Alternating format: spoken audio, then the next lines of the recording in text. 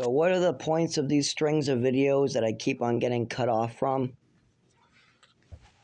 If you're a good person and you're just doing good deeds out of the kindness of your heart and you don't ask for anything in return, things will fall out of the sky for you. Linda called me today and asked me if I wanted a bunch of food. Why did she ask me that? Because she's just a good person that wanted to call another good person and give them something. That's it. She had no clue I needed food. She had no clue I was out of food. She is just one of my rides. She's one of my customers who I used to help out when I run the business. I used to let her get out of the rain. She would talk and I wasn't disrespectful. I would help her talk things out about her sons or her roommates or things like that. That's it. And she would give me a ride and I would pay her for the ride, same as the taxi ride. Whatever the taxis are charging is what I would pay them. Now, did I ask for rides? No. I wait for people to offer these services and I get them. So don't be a shithead that assumes. Because when you're calling other people shitheads and you're making up stories, maybe you can convince other people of that. Maybe you can tell a really good story about your son being some type of shithead and convince doctors if you pay them enough, or maybe you can convince people over the phone. You're not going to convince the people that live with your son. You're not going to convince the priest that your son belongs to. You're not going to convince the good people that spend time with your son. You're never going to convince the good people. But you might convince the worker who only spends 15 minutes in the last 4 years with your son. You might convince the doctor who only spends 15 minutes once a year, because you have the money to pay and you have the phone lines and you can email and you got records going back years. But remember, that doesn't make it true. Just like the whipped cream story. Yeah, my father and his wife at the age of 24 are trying to act like I got high off one single can of whipped cream. Is the only can in the house. If anybody knows from childhood how to huff whipped cream, you need a couple cans in a row to get the buzz. I know this for a fact because I grew up in programs where kids would literally huff glue. These kids were nuts. Me personally, I liked marijuana and I had pills getting me high every night. My mother had me on more drugs than the damn serial killer. So I always had the best drugs according to all the kids. I got all the pills. My mother got me all the drugs. So I didn't have to worry. Plus, my parents had a liquor cabinet at home. So liquor, weed, pills, I had the works already. I didn't need nothing. My mother and father hooked me up with all the drugs.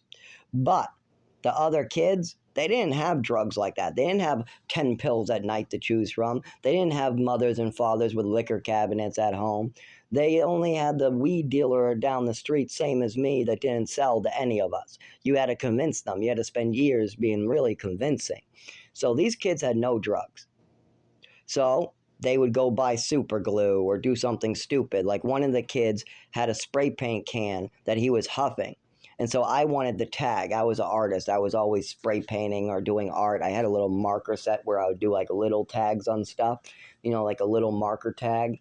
But one of the kids had some gray spray paint, and I was able to steal the kid's gray spray paint from him to tag on a wall. So we had kids doing all different types of stupid stuff, and they all talked to me. I knew how to keep my mouth shut. I was the goody two-shoes that you picked on, but I knew how to keep my mouth shut. I knew everybody's business. I knew who had condoms, where somebody ran away to. Whenever somebody ran away, they would come and hang with me. Even they'd say, how's the program going? How's this? Can you sneak me out this? Blah, blah, blah. Why? Because I kept my mouth shut. Always. I was always very good about that. All the kids that ran away, they always talked to me at the library, nobody else. That was always the case. Or when you made a side deal about shirts or something, it was always Zach. Zach's the wheelie and dealy guy. He's the guy who has the brains of the operation. Zach's the only 13-year-old kid, 16-year-old kid that can make a fake ID out of a learner's permit that works at the gas station down the street. Zach's the only kid that can take a cigarette out of his ass in midair, out of nothing. He'll have nothing, but all of a sudden there'll be a full cigarette. Zach's the only kid that can convince a 19-year-old teenager to sell a 13-year-old marijuana for some really good reason. Zach's the only one that can do a lot of this wheeling and dealing. So the other kids, they were doing the whipped cream and stuff like that, and they would try to show me it. Hey Zach, come with me, come with me. Look, come see this bush, see all these cans of whipped cream. I got 10 of them back here. And then he would show me how he's doing it. See? And then I would sneak back there a week later and try it myself, even though I couldn't get it to work. But what did I learn? That you need more than one can. I learned this from the high schoolers and the programs that I knew at least 3 kids that talked about it on a regular basis. There was that fat kid, Mark Mike, in my high school. He was all about the whippets. He was all about all those different little whippet thingies. And he was talking about how, I said, how do you do that anyways? He says, well, it's not just one can, Zach. You can't just have one can of whipped cream. If you have the whippet cartridges, then you can do one and it barely will get you by. But as far as the whippet, like the whipped cream you buy in the store, I said, yeah, that stuff. You got to have 3 lined up and you got to be ready to do one after another. I said, oh, well, that's beyond me. I don't want to inhale whipped cream. That's good for me. It was never my drug. My drug is alcohol, opiates, benzos, and by far, when I said opiates, yeah. Well, and marijuana a little bit, but it has to be the right marijuana. It has to be the right one. I hate when I get the wrong marijuana. That drives me nuts. Then I just give this stuff away and try to get my losses back. But anyways, those were my drugs. Even as a teenager, my drugs were marijuana, alcohol, cough medicine. That's it. Those were my drugs. Cough medicine, definitely. Alcohol, definitely. Marijuana, not so much. Here and there from the age of 13 to 20, but when I got up to about 18, 19, then people were willing to sell me marijuana. But until I got to about 18 years old, there was no marijuana dealers willing to sell to me. So marijuana was like a once a year, hey, I got lucky, this guy just gave me something, or I found this on the ground, or whatever.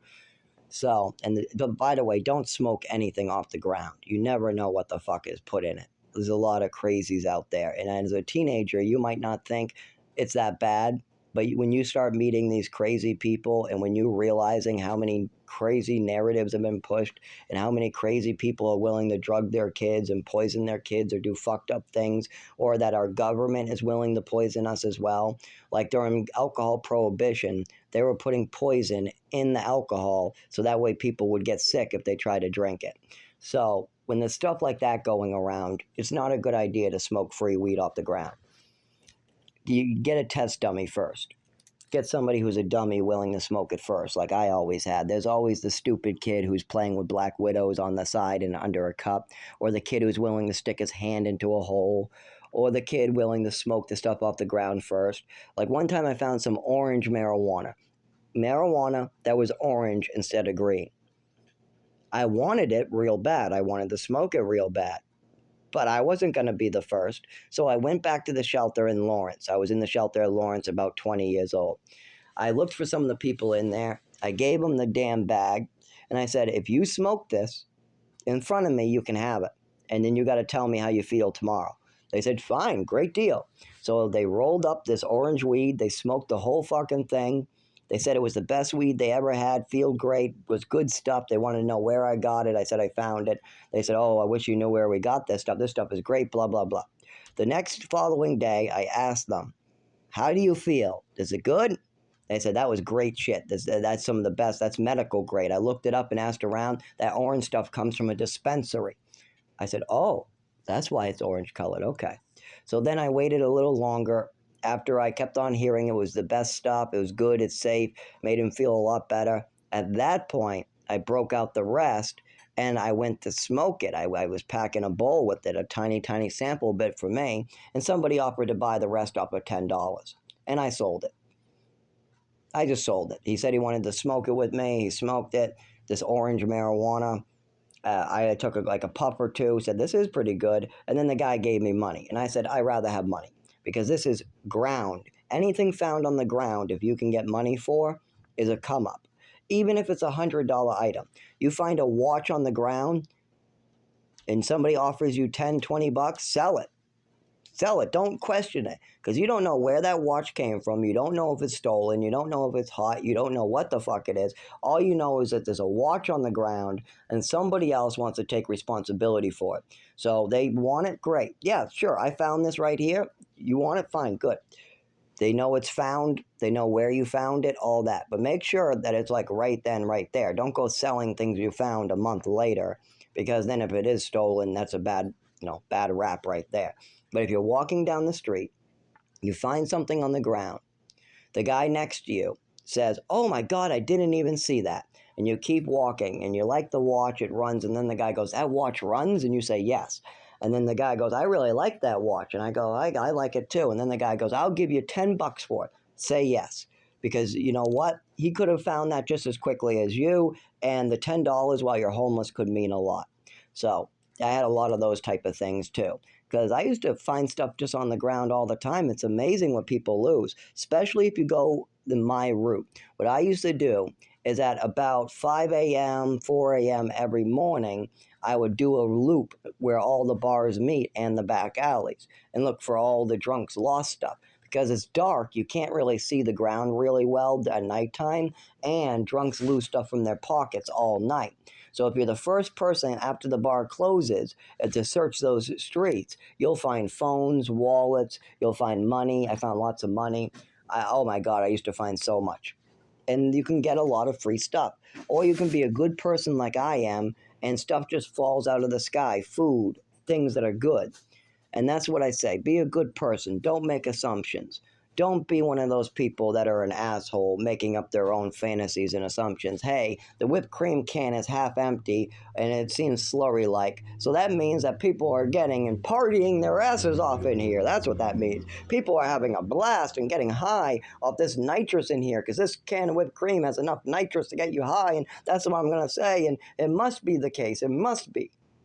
If you're ever telling yourself, "It must be," then you're a fucking loser. That's simple. It must be can only be a phrase if you spent 25 years on your own issue. If you're talking about somebody else's issue or somebody else, the must be phrase can be deadly. Remember that. If I'm talking about my father, I'm not going to say he must be retarded because he can't see what's going on. That would be fucked up of me.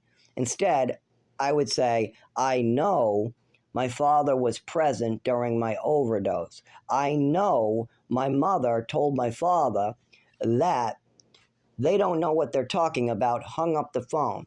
I know that that overdose gave me a neurological disorder, caused damage to my nervous system, and I've been dealing with this for 25 years. I know I was not brought to the emergency room that night and I was left to sleep it off. I know that I brought this up in an emergency room, in a doctor's office. I brought this up in front of my mother and father, and my mother called it an allergy attack. And when the doctor asked what medications that was from, she said she didn't remember. And then when the doctor asked more questions, she said there was no need to look into this. We should dodge the question and go to other questions. So I know those for a fact. Now, I could say, well, I assume my father was in on it. My father wanted to cripple me with my mother. My father was playing stupid. I could make assumptions like that, but what's the truth? All I know is my father was there. He heard these things with me there, and he could have been in La La Land. He could have been ignoring the doctor. He could have been ignoring me and Patricia. He could have been ignoring the overdose at his feet. He could have been ignoring my screams for help and my mother calling the medical people and them telling her to give me an ambulance. He could be ignoring that. He could have heard it all and just doesn't want to talk about it. He could like his wife better than the child and figured, well, if the child dies, we could just say it's some issue with the doctor. Or we'll just blame the child and we don't have to deal with this. It could be 100 things, but I don't know. All I know is I had an overdose. My mother did it on purpose. How do I know she did it on purpose? Because she admitted it to me. This isn't me guessing. This isn't something I'm guessing. My mother admitted to me, my sister's husband, and my father on several occasions that she was drugging me, giving me extra medications as punishments, giving me extra medications in other instances on purpose. She admitted this. She has made these statements many times. She has hit me with rulers. She admitted that she thought I was less than a dog and she could treat me like a chipmunk or a mouse or some little gerbil, and she can burn me, poison me, put me in mouse traps, whatever the fuck she feels like, because I'm less than human. So I know that part for a fact. She admitted these things to me. Her actions showed these things. Her actions speak to me. Her words speak to me. She admitted to these things. So there's no question in my doubt of what I'm saying. But is my father responsible, or is he another victim? I don't know. My father's either, I think he's a victim. I think because I know my father was being lied to, I know that much for a fact. But do I know if my father knew it was a lie, or did he believe the lie? Well, he was the only adult present. I was 7, I was 8, I was 9, I was 16, I was 17, I was 18, I was 19, whatever. I was a stupid teenager, stupid kid. So I believed these lies, and I was stupid to believe these stupid things my mother was telling me. But how about my father? I don't know. That's up to him, and he won't have a conversation about this. Instead, he just says, I'm a liar, and all my truths are lies. No, these are the facts. These are the facts that I'm using to get better. If we go back down the hole of, Zach's mentally ill and just drug the shit out of him, I'll have to live in the woods like a chipmunk, passed out, dying of exposure. I won't be able to work a job. I won't be able to use a shelter. The drugs aren't going to make that any different. And a neurological disorder is not cured with Seroquel and Trazodone.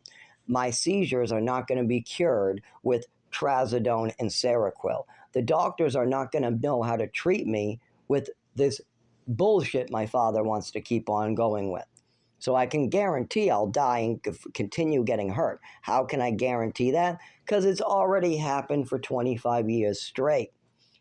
I have literally just recently tried to go into the doctor's office, and we've had problems due to my father's and mother's rhetoric and a lot of what they were telling doctors. Because the only way somebody at the age of 31 can get the help they need is if they didn't just spend 25 years in a fantasy.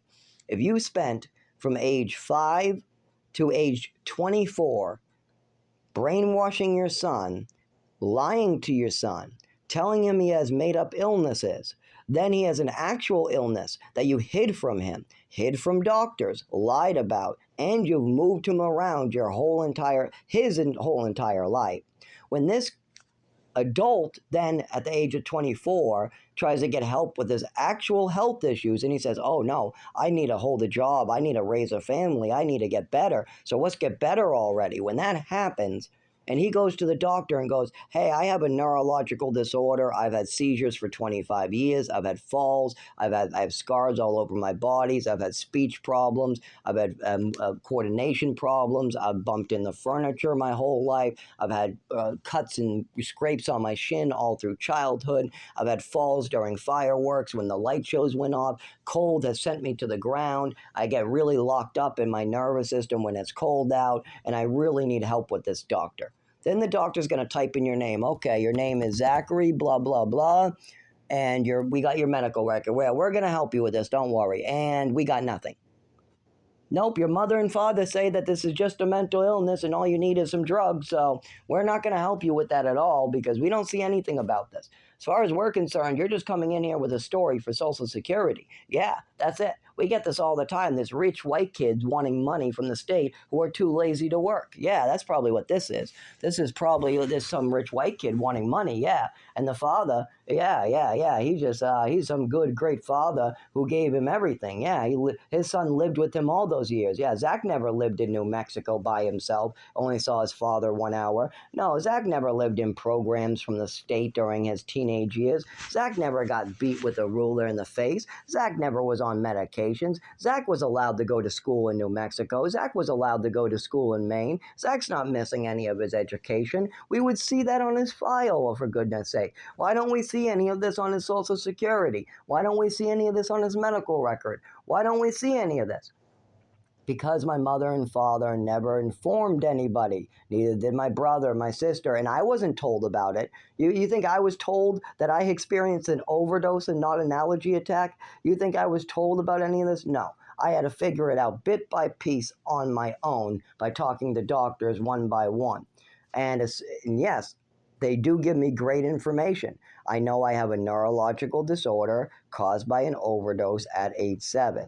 I know those blackouts I have where I wake up all bloody on the ground and where witnesses tell me I flopped like a fish, and where I wake up sometimes in hospital beds where they tell me I just had a seizure. They call that a seizure. We've been able to figure that out through the witnesses around me and the one doctor who actually looked at it in a proper manner. But that's because he didn't have my name. See, when a doctor does not have my name on arrival and he just has a bunch of witnesses around me, things go really well. But when they have my name, they put it into the computer, my mother's and father's cover stories that stop them from looking into my actual illnesses get in the way. It happens every time I move to another state. When I move to another state, I start getting better with the doctors. The doctors start giving me medications like epilepsy medications, and I get better. We start getting me seizure bracelets where if I have a seizure on the side of the road, the ambulance picks me up. So that way we get proper documentation of what's going on instead of leaving me outside for 6 hours on the ground. Eventually somebody picks me up, brings me to the hospital, and then 12 hours later the doctor sees me much later. So instead, those bracelets are helpful. So things go good when they're actually treating my illness, the neurological disorder and seizures, and they're actually listening to the patient and the actual problems that are holding me back. But then they start talking to my father's new little side piece wife, and they start looking through all these fraudulent medical records, all this bullshit that my mother and father spent lots of money and time establishing from all these different other places. And they don't give these doctors any pure picture. They don't, okay, well, if I'm this sick, then why wasn't I like this in the orphanage? Why did it start in your wife's care? Tell me that. Why in the orphanage at age 3, 4, 5, 6? Why did this just all start right after New Mexico? We had your wife giving your child shitloads of pills and medications in Westford for a short amount of time. Then you moved him to Texas, all the medications got cut off, and yet Zach was doing better with his body. His movements were better, his seizures were better, his twitches were better, his coordination was better. Everything got better. But then you put him in New Mexico, and we have no idea what happened there. The only person we can talk to about that is Zach and all the other children that were in there. Certainly you weren't there to see it, and certainly nobody was there to see it but Toby and a couple staff members, and a lot of them quit after only a couple months of working. And in Maine, all we have is Zach's saying he was falling down during fireworks, screaming in pain, having problems with his movements. But we don't have any doctor reports, any reports from you guys being worried about these things. If Zach is falling down during fireworks to the cement, screaming in pain, you would think that would be an emergency room visit. No. There's no neurologist up there. You couldn't find a neurologist in Maine. You couldn't figure out what was going on with your son's coordination and movements of his body. Oh, my wife said it wasn't necessary. It was all psych. So your wife continued to tell you to just focus on mental illnesses and psych and ignore all the physical health issues. Okay. And did you ever think that maybe the medications were the reason why your son was losing weight, and or maybe that even if it wasn't the reason for it, that it might be affecting him and making it worse? I mean, if somebody has something wrong with their stomach and you give them pills that can hurt the stomach and cause ulcers, do you think those two things go together? Like if I am vomiting in the morning, do you think taking an ibuprofen and Tylenol is going to help with the vomiting? Probably not. Probably giving the wrong medicines for the wrong disorders would make things worse. And that's exactly what you decided to do in Chelmsford, right? You decided to give him all these drugs and pills after years and years of no pills and him getting worse and worse and worse and worse down the line. And he's been complaining of falling, complaining of twitching, complaining of lack of movement in the body. He's throwing tiles and they're not going the right way, and he's crying about it. Teachers have come up to you talking to you about lack of movement, changes in your son's body. Seems like it. And when I say changes in the body, let me go over this, but I'm going to get cut off. At the age of 7, my mother gave me an overdose. Now, everybody could see this change. It's very obvious. Think of it for a second. I'm writing my name. I'm walking. I've now learned to walk. I'm walking now just pretty much like a 5-year-old, 6-year-old, 7-year-old does. I'm now learning how to write. I'm making my name. I'm writing my name. Everything's going good. I go home to my mother to watch a movie. There's an overdose. My body is destroyed. I start sucking on my skin to see what's going wrong with my body. My mother calls that self-harming and tries to medicate me some more, even though there's just something wrong because my mother's drugging the shit out of me. But now I have a permanent disorder with my body from an overdose. My breathing slowed down. I went unconscious. I lost my vision. There was a big problem. I could have died that night, but my mother decided to let me sleep it off. And now I'm back to school. 3 days later, I'm walking in the school. My movements seem different to everybody else, but I'm only age 7, so I know that my body feels different. I'm sucking on my damn skin, for goodness sake. Of course, I know there's something different, but I don't know what to call it. I don't know. I'm still walking. I'm still moving, so I don't know, but something's different. I don't know what to call it, but something's different in my body. But anyways, I walk through the halls. I get to my classroom. I sit down. The teacher's kind of giving me a weird look, and I do my classes. I write down my name, and then she calls me in the hallway, asks me if anything's changed at home. I say no. This goes on for the rest of my life. My body movements have changed for life. They never go back to normal. And the teachers knew me before the overdose. So these teachers in Westford knew what I looked like, knew how I spoke, knew what my voice sounded like. And they saw a big change. They cared about me. They said, oh my God, Zach was able to write his name last week, and now he never can do it again in the same way. He was able to speak for months and months, for his whole life. He was